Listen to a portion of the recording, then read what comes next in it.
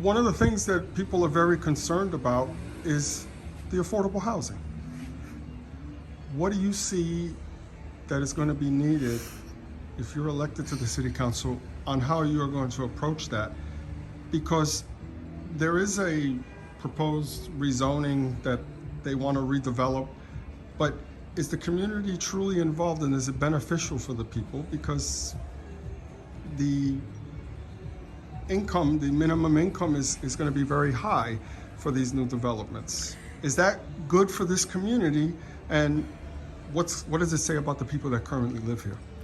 Wow, the people that currently live here, 36% of the people that live here in my district, in the 14th district, made less than $20,000 a year for a family of 3, and that's way below the poverty rate.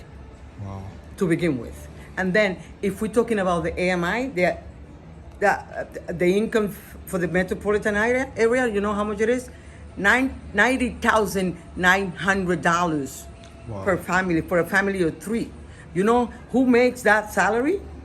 A nurse. And you know what you have to do to be a nurse? Right.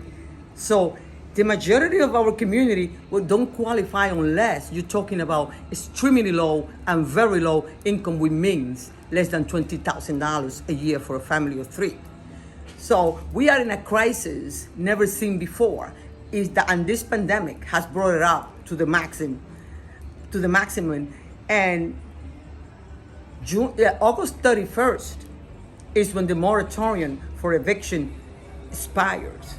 And we have been accrued $2.9 billion to deal with the issues of the families that haven't been able to pay the rent because they lost their job, because they didn't get the unemployment, because they are undocumented, because the father got sick and they couldn't, because one of the parents died because of the coronavirus. And all of those things have prevented thousands of families here in the Bronx to pay their rent. And we have those $2.9 billion that were passed 2.5 months ago, and we don't have an application yet for these families to actually file that application. And that's a shame, because starting September 1st, we're gonna have more than 60,000 families here in the Bronx that are gonna be without a house, that are gonna be homeless.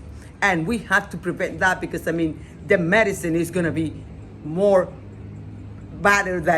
worse than that we have to deal now. So I think that we need somebody with experience in dealing with that and know exactly what the issues are with our community, that are not simple issues. There are complex issues that we have, that the city has had led to become more complex than they actually are, because we never have gone to the root of the issues that we are facing today.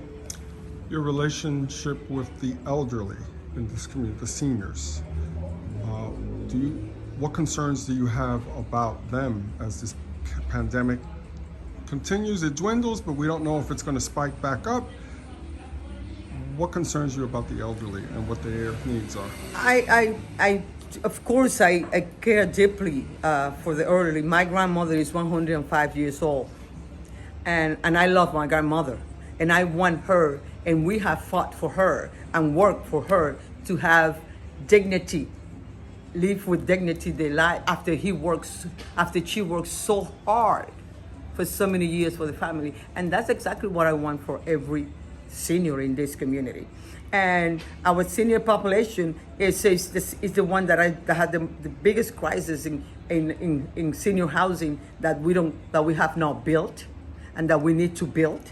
And our seniors live in a fixed income that actually they cannot just say, I'm gonna move to this place, because they don't have the income to actually do that.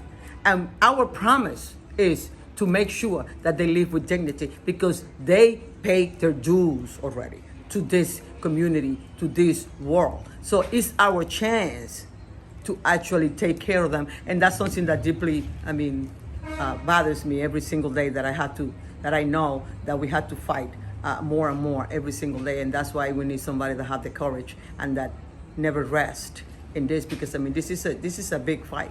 It's not a simple fight.